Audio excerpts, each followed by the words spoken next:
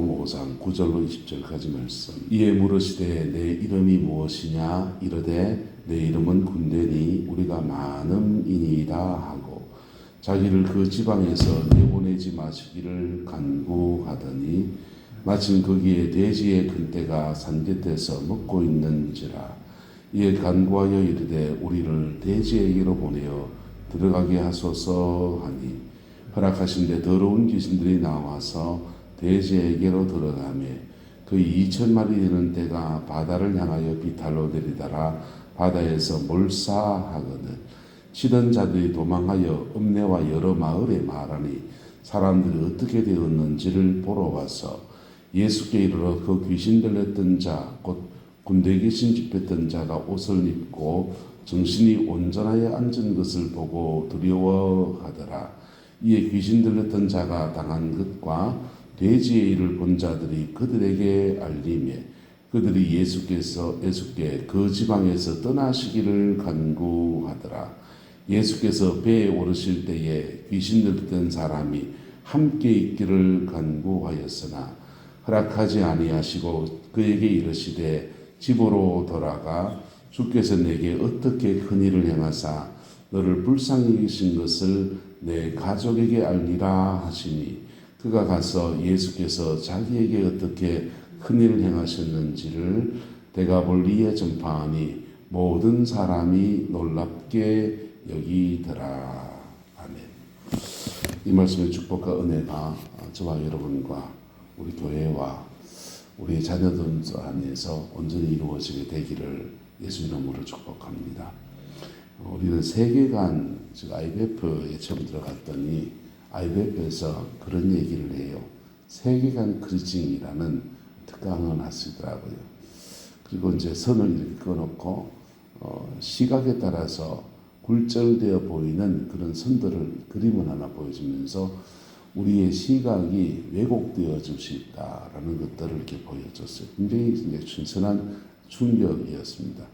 근데 IBF에서 말하는 세계관 그리징은 교회와 세상, 거룩한 것과 속된 것에 대한 경계선, 이것을 어떻게 설정할 것인가에 관한 세계관이었습니다. 교회와 세상, 교회는 거룩하고 세상은 악하다. 이 세계관 안에서 이렇게 신앙생활을 하게 되면 세상은 구원의 대상이에요. 교회는 거룩하고 신앙은 거룩한데 세상은 구원받아야 될 대상으로만 봅니다. 그런데 교회와 세상에 대해서 세계관 크리징을 하고 나면 세상 속에도 악도 있고 그리고 세상 속에 나름 가치 있는 것들 역시 존재하고 교회 안에도 악도 있고 그리고 교회 안에도 선한 것이 있고 복음은 선한 것인데 교회에 다니는 사람들은 다 선한 건 아니잖아요.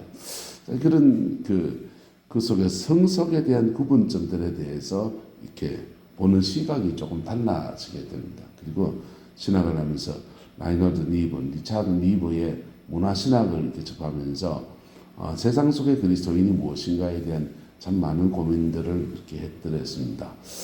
정말 좋은 공부였어요. 그런데 신앙 안에서 목회를 하다 보니까 영적 세계를 알고 나니까 또 한 번의 세계관이 크리징되는 세계관의 변혁이 또 한 번 일어나게 되더라고요. 그거는 이제 영적 세계를 인정하는가 인정하지 않는가 인정하는 저와 여러분 되시기를 예수 이름으로 축복합니다. 영적 세계가 존재하느냐 존재하지 않느냐 하나님은 영이세요. 그래서 하나님은 영이시기 때문에 하나님이 계신 세계가 영적 세계. 그러면 영적 세계가 또 어떻게 구성되어 있고 어떻게 역사하는가, 어떻게 상호작용, 우리가 보이는 인지세계와 어떻게 상호작용하는가 여기에 대한 공부가 시작이 됐습니다. 공부 한번 해보니까 영적 세계를 아는 것 신세계였습니다. 새로운 세계를 알고 새로운 차원을 아는 것은 굉장히 흥미진진하고 공부하면서 지평이 넓어지는 그런 느낌들을 받았어요. 근데 영적인 사역을 하는 목사님들을 만나서 이렇게 교제하고 또 그 사역에 동참도 하고 그 사역팀이 이론이 돼서 세계 선교도 나가보고 그렇게 해봤습니다. 그러면서 또 하나의 그 문제를 발견했습니다. 무슨 문제였냐면 영적 세계를 살아간다고 하는, 인정한다고 하는 사람들이 두 가지 모습을 가지고 있다는 것입니다. 하나는 뭐냐면 영적 세계를 우월하게 생각하는 것. 영적 세계를 우월하게 생각하는 것. 복음 안에서 영적 세계를 이렇게 들여다보고 복음의 능력 안에서 이 영적 세계를 이렇게 보는 좋은 분이 있는가 하면 복음과 영적 세계의 모든 것들을 혼동해 버리고 영적 세계 우월론자들이 들어 보였습니다. 들어간 게 많이 있어요. 영적 세계 우월론자들은 그분들은요, 옛날 초대교회 당시에 이단이 하나 있습니다. 조로아스터교, 어거스틴이 처음 가담했던 마니교라고도 하기도 하고, 그 영어명은 조로아스터교, 우리가 부를 때는 그냥 마니교라고 그렇게 부릅니다. 근데 조로아스터교는 영적 세계를 인정하는데 영적 세계에 선한 신이 있고 악한 신이 있다는 겁니다. 선한 신은 좋은 거죠. 선한 신이 있고 악한 신이 있고. 그래서 영적 세계 안에서 선한 신과 악한 신의 어떤 결투, 그 속에서 인간이 선택을 하고 살아가야 된다. 뭐 그런 얘기들입니다. 선한 신을 만나면 선하게 인생이 풀어지고 악한 신을 만나면 인생이 나빠지고 저주를 받고 뭐 그런 얘기예요. 맞는 말인 것 같아요. 근데 아니에요. 영적 세계에는 선한 신은 오직 예수 그리스도, 성령님, 그 영적 존재인 천사, 성령 안에서 하늘의 천군 천사들 중에서 타락하지 않는 천사들, 이런 존재들이 선한 것들이고 나머지는 다 악합니다. 악하고 성령님의 능력 안에서 천사들은 성령 안에서 수종 부려지는 거니까 최고의 영적 권위는 예수 그리스도와 성령이시고, 할렐루야, 그 안에서 우리의 삶을 풀어가십니다. 그리고 피 묻은 십자가의 복음이 이 땅에 풀어질 때, 주님이 죽으실 때 이 쌍 안에서 우리 세상의 모든 일들은 인과 유일에 의해서 움직여집니다. 원인과 결과, 원인이 있고 결과가 있고, 그리고 저주라고 한다면 죄를 지었으니 결과적으로는 저주를 받고 그런 것이죠. 인과 유일에 의해서 세상의 모든 일들은 움직여져요. 누가 만든 사람이 있으니 이런 강대성도 있는 것이고 이런 마이크도 있는 것이고 뭐 그런 겁니다. 원인이 있고 결과가 있고 우리는 이 원인과 결과로 살아가는데 너무너무 익숙합니다. 근데 죄의 결과는 죄가 원인이 되면 저주가 내려집니다. 죄가 원인이 되면 멸망이 옵니다. 근데 영적 세계를 가만히 이렇게 사역을 하게 되면 어떤 현상이 생기냐? 인과율에 민감해집니다. 영적 세계도 인과율로 움직여지거든요. 인과율, 원인과 결과에서 움직여집니다. 원인이 있고 결과가 있고, 부모 세대에서 죄의 문을 열었더니 그만 자녀 세대의 저주가 내려진다. 가게로 오는 저주론이죠. 부모 세대에서 저주의 문을, 죄의 문 열었더니 누구를 상처 주고 누구 가정 깨뜨리고 그랬더니 그것이 원인이 되어서 그의 인생에도, 그의 다음 생에, 자녀들의 생에도 저주가 온다. 원인과 결과에 대한 얘기들을 하고 있어요. 그런데요, 주님이 십자가에 죽으실 때 이 모든 인과율을 박살내버렸습니다. 예수님이 십자가에 죽으실 때 우리의 모든 저주의 원인이 되는 죄의 문제, 우리 깊은 상처의 문제, 이거 다 당신이 짊어져 버렸습니다. 그리고 원인 없이 결과가, 축복의 결과가 오는 길을 열어 주었습니다. 사도 바울은 심은 것이 없어도 축복을 받는 것에 대한 얘기를 로마서에 하고 있습니다. 우리 죄된 삶을 살았는데 예수 그리스도의 그 십자가의 은총 안에서 축복의 은혜가 풀어지는 역사들을 말합니다. 여러분, 그 영적 세계에도요, 복음 안에 박살나 버렸습니다. 모든 인과율을 다 깨뜨려 버렸습니다.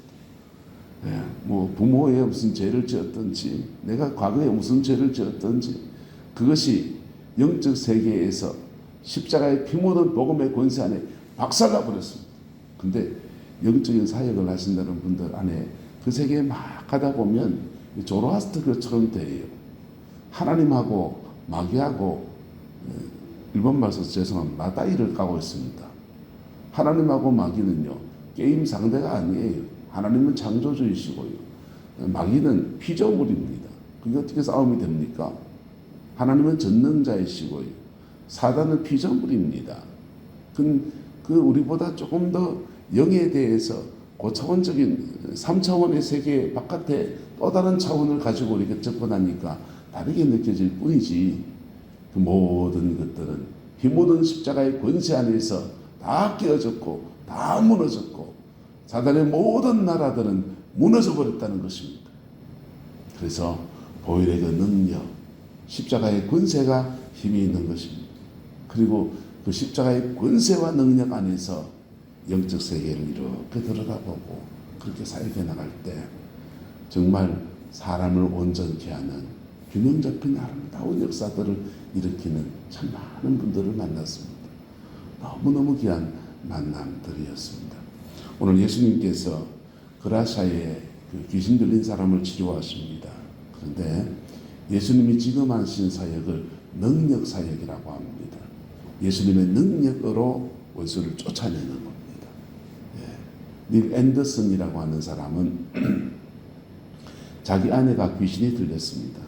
아내가 귀신이 들리니까 영적인 시달림이 일어나니까 신학자고, 탈북신학교, 미국의 보수적인 신학교의 교수님이신데 이거 순복음식으로 막 할 수도 없고 자기는 그렇게 배운 적도 없고 자기가 알고 있는 신학적 체계 안에서 아내를 고쳐보려고 몸부림을 칩니다.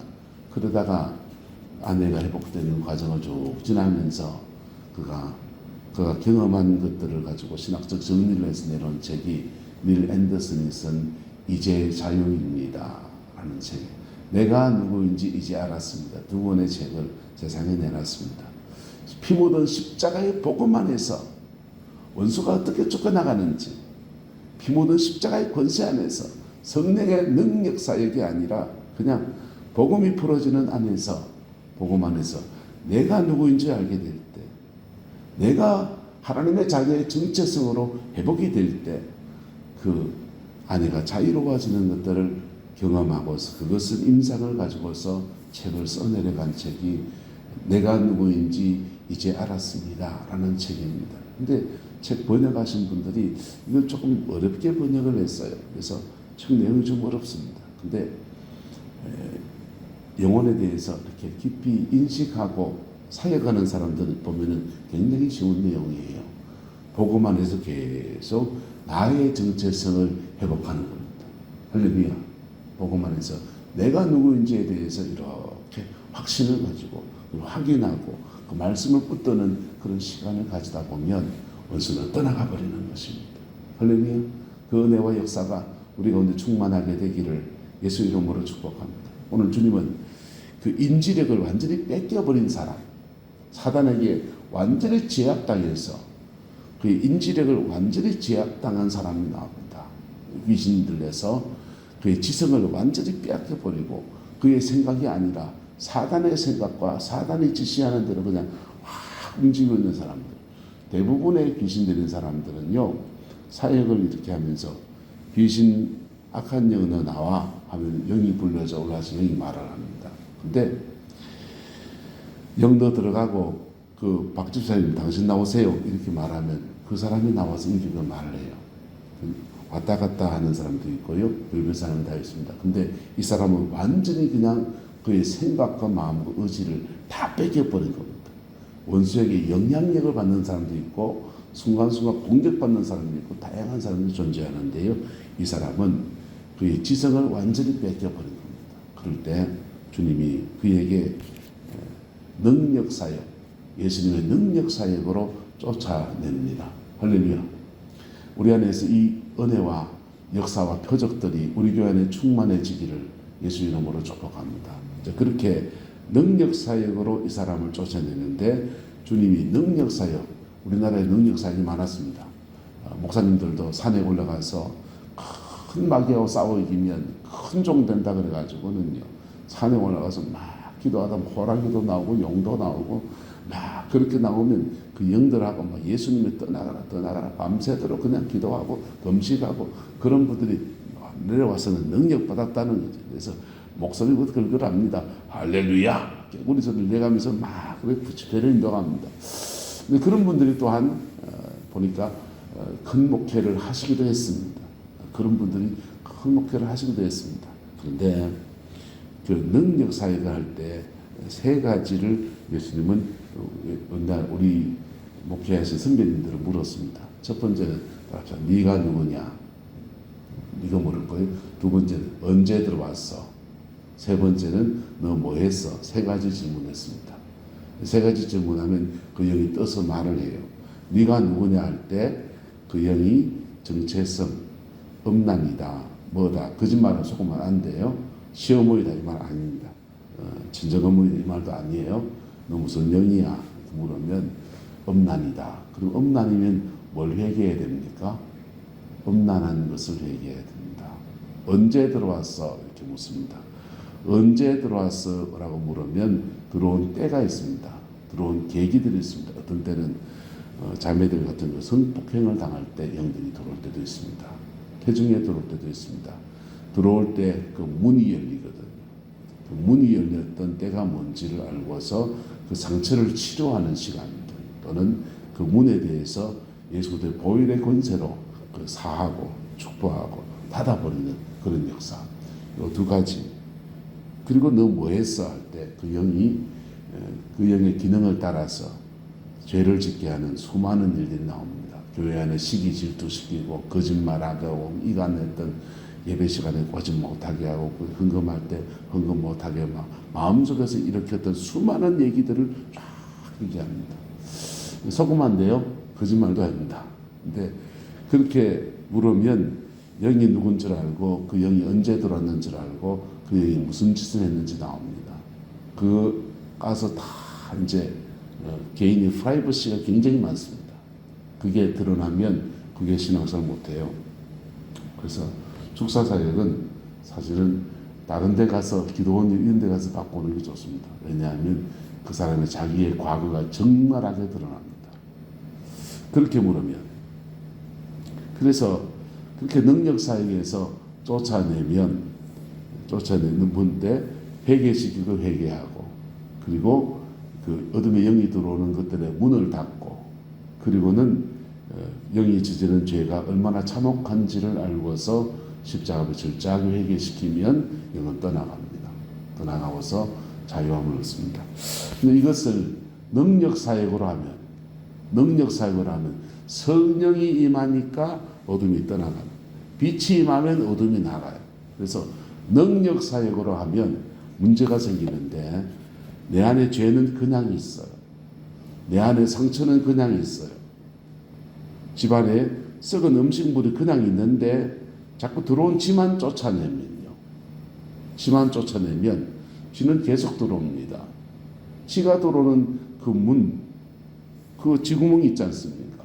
쥐구멍 막고 쥐가 들어오는 먹이가 있기 때문에 자꾸 들어오니까 그놈의 먹이를 제거해야 되는 것들이죠. 근데 이게 복음 안에서의 귀신을 쫓아내고 정결케 하는 것들입니다. 쫓아내는 것은 능력이 필요해요. 그런데 그놈의 쥐가 안 쫓겨나가려고 하면 이 방안에 온데 돌아다니 저기 숨었다가 저기 숨었다가 난리 하지 않겠어요. 능력 사역에는 여러 가지 맹점들이 존재합니다. 강하게 그 역사하는 것 같아서 화려하게 보이는데 사람이 내면이 치유되지 않은 상태에서 능력 사역이 벌어지게 되면 그렇게 쫓겨나가도 다시 또 들어오는 현상들이 자꾸 생겨나요. 그래서 복음 안에서의 성령의 역사가 아름답게 풀어져야 합니다. 우리 교회 안에 그렇게 되어지기를 예수 그리스도의 이름으로 축복하고 소망합니다. 예수님의 복음이 가장 위대합니다. 그 복음 안에서 사람을 온전케 하는 과정 안에서 영혼을 치료할 때 악한 영도 쫓아내고 정결케 하는 그 인도 일어날 수도 있고 안 일어날 수도 있고 그 복을 누리게 되는 은혜가 있기를 소망합니다. 그런 교회 우리 만들어 갑시다. 기도하겠습니다. 좋으신 아버지 하나님, 그라샤의 광인을 주님이 치료하셨고 치유받은 이 사람이 데가폴리스 10개의 도시를 다니며 복음을 전했습니다. 주님, 우리 내남제일교회에도 피 묻은 십자가의 복음 안에서 영혼을 건지고 사람을 온전케 하는 아름다운 역사들이 풍성하게 하시고 그 안에서 아버지 인내 남는 지역 전체에 피 묻은 십자가의 복음이 풀어지는 아름다운 교회로 하나님 세워 주장하여 주옵소서. 지금도 아버지 하나님 여러 가지 상처들로 인생의 괴로운 일들 속에서 사단의 공격 가운데 있는 죄 백성들도 있고 노화로 인해서 어려움을 겪고 있는 분들도 계십니다. 주님 만져 회복하여 주시고 새롭게 하셔서 하나님의 교회에 너무나 소중한 아버지 성도들이 오니 주여 치유하여 주시고 회복시켜 주시고 주님 안에서 온전케 되어지는 은혜가 있게 축복하여 주옵소서. 주께서 함께 해주시기 원합니다. 예수님의 이름으로 축복하며 기도드리옵나이다. 아멘.